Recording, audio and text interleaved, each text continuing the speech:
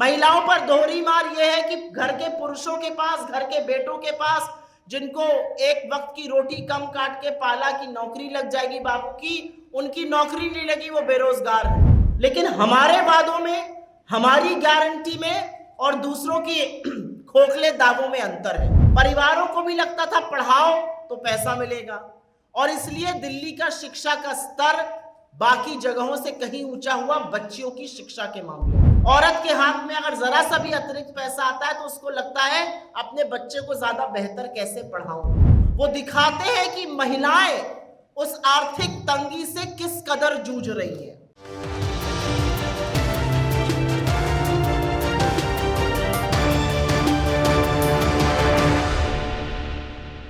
नमस्कार, मैं हूं अजरा और आप देख रहे हैं मंथन टुडे।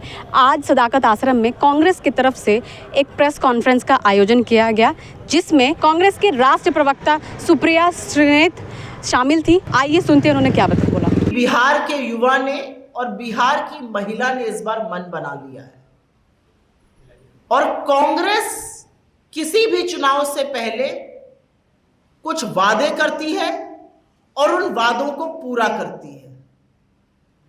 कांग्रेस के वादे हैं, किसी के जुमले नहीं, और इसलिए हम अपने वादों को पूरा करते हैं। कांग्रेस ने बिहार की महिलाओं से, बिहार की बेटियों से, बिहार की मांओं से एक वादा किया है। हमारी सरकार बनेगी तो हम माई बहन योजना लागू करेंगे, जिसके अंतर्गत 2500 रुपए प्रति महीना पात्र महिलाओं के खाते में डायरेक्ट जाएगा। बहुत सारे लोग कहेंगे ये करने की क्या आवश्यकता है, और इसके बारे में हम सिर्फ आज पटना में ही नहीं, तमाम जिलों में हमारी एआईसीसी की नेत्रियां, हमारी लोकल नेता नेत्रियां इस पर चर्चा कर रहे हैं। बहुत सारे लोग कहेंगे इसकी क्या जरूरत है, 2500 रुपए क्यों देने हैं पात्र महिलाओं को, क्या इससे महिलाएं सुरक्षित हो जाएंगी? जी हां, जितना महिलाएं सशक्त होंगी, जितनी महिलाएं आर्थिक रूप से स्वतंत्र होंगी, उतनी ज्यादा महिलाएं सुरक्षित और सशक्त होंगी। और ये हमारा कहना नहीं है, ये सोशियोलॉजिकल पैरामीटर है, ये सामाजिक बेसिक ज्ञान है। औरत के हाथ में पैसा आता है तो औरत सिनेमा नहीं देखती, औरत जुआ नहीं खेलती। औरत के हाथ में पैसा आता है तो औरत अपने परिवार के संरक्षण के लिए, परिवार के बेटर स्वास्थ्य के लिए, बेहतर शिक्षा पर खर्चा करती है। औरत के हाथ में अगर जरा सा भी अतिरिक्त पैसा आता है तो उसको लगता है अपने बच्चे को ज्यादा बेहतर कैसे पढ़ाऊं, रोटी तरकारी के साथ दाल कैसे खिलाऊं। ये औरत के जननी होने का स्वरूप है। औरत के हाथ में पैसा आएगा, उससे परिवार की बढ़ोतरी भी होगी, बेहतरी भी होगी, और ये हमारा मानना है। ये हमने अपने तमामों राज्यों में करके दिखाया है और अभी उस पर चर्चा करती हूं। तो हमने वादा कर दिया है, सरकार बनेगी, 2500 रुपए पात्र महिलाओं के खाते में हमारी सरकार डालेगी, जिससे बिहार की महिलाएं आर्थिक रूप से सशक्त और सुरक्षित दोनों होंगी। अब आप पूछिएगा कि ऐसे तो बहुत वादे करते हैं लोग, लेकिन हमारे वादों में, हमारी गारंटी में और दूसरों की खोखले दावों में अंतर है।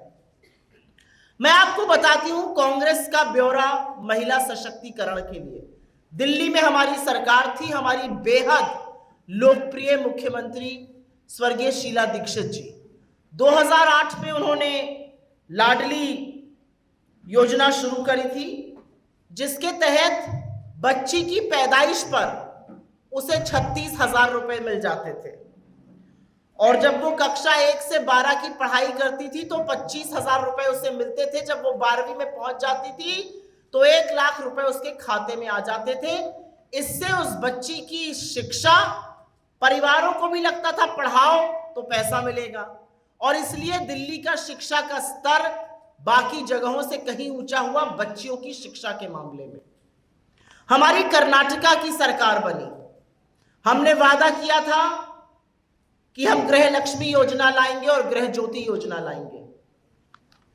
कर्नाटका की हमारी सरकार 2,000 रुपए सीधा बैंक खातों में पात्र महिलाओं के डाल रही है, जिससे करीब करीब 1.5 करोड़ महिलाओं को और उससे ज्यादा परिवारों को फायदा। झारखंड की हमारी सरकार, हमारे घटक दल की सरकार 2500 की आर्थिक सहायता हमने सरकार बनते ही देना शुरू किया। पहले मात्र 1,000 रुपए दिया जाता था। हमने चुनाव में वादा किया था हमारी सरकार बनेगी, हम 2500 रुपए देंगे।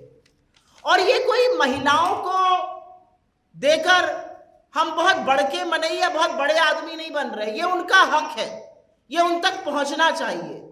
ये पात्र महिलाएं जी तोड़ मेहनत करती हैं, घरों को चलाती हैं, समाज में एक बड़ी महत्वपूर्ण भूमिका निभाती हैं। हो सकता है वो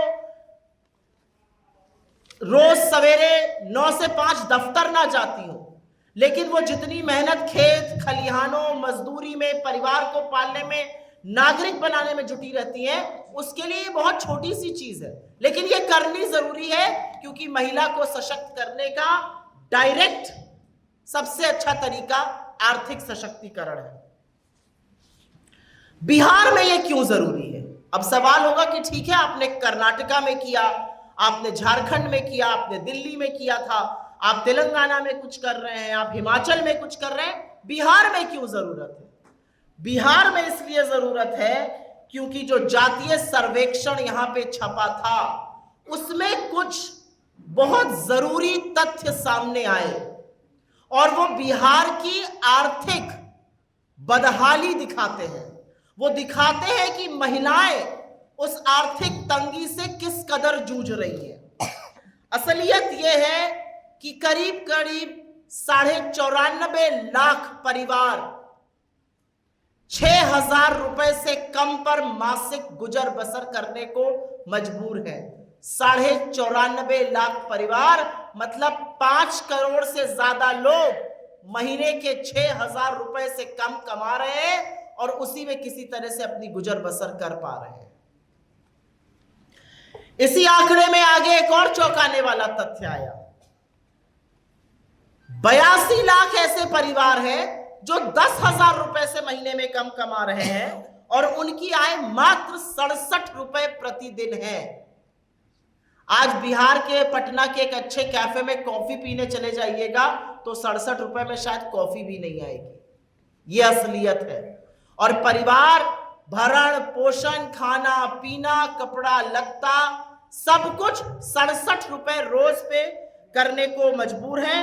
ये वो लोग हैं जो महीने के 10,000 कमाते हैं, जो महीने के 6,000 कमाते हैं, वो 40 रुपए पर अपने परिवार की गुजर बसर करने को मजबूर है। और इसीलिए हमें लगा कि महिलाओं की थोड़ी सहायता जरूरी है। इसलिए जरूरी है क्योंकि महिलाओं पर दोहरा मार पड़ रही है। महिलाओं पर दोहरी मार यह है कि घर के पुरुषों के पास, घर के बेटों के पास, जिनको एक वक्त की रोटी कम काट के पाला कि नौकरी लग जाएगी बापू की, उनकी नौकरी नहीं लगी, वो बेरोजगार है। और महिलाओं पर दोहरी मार इस बात की है कि महंगाई कमर तोड़ रही है और सबसे ज्यादा महंगाई का प्रभाव जो है वो महिलाओं पर होता है। पेट्रोल डीजल 100 सेंचुरी लगा दी, गैस का सिलेंडर 400-500 पे हमारे राज्यों में मिल रहा था, उसको 1200 पर पहुंचा दिया। असलियत यह है 90 रुपए की दाल बिक रही है। इसका असर कभी आप लोगों ने सोचा? और यहाँ पे इतने सारे पुरुष बैठे हैं, कुछ महिलाएं, सबसे ज्यादा असर महिला पर पड़ता है। इनका साफ कहना है कि अगर हमारी सरकार आती है तो पूरे बिहार की माँ बहनों को 2500 रुपया मिलेगा। और भी उन्होंने कई सारे वादे किए। फिलहाल के लिए इतना ही।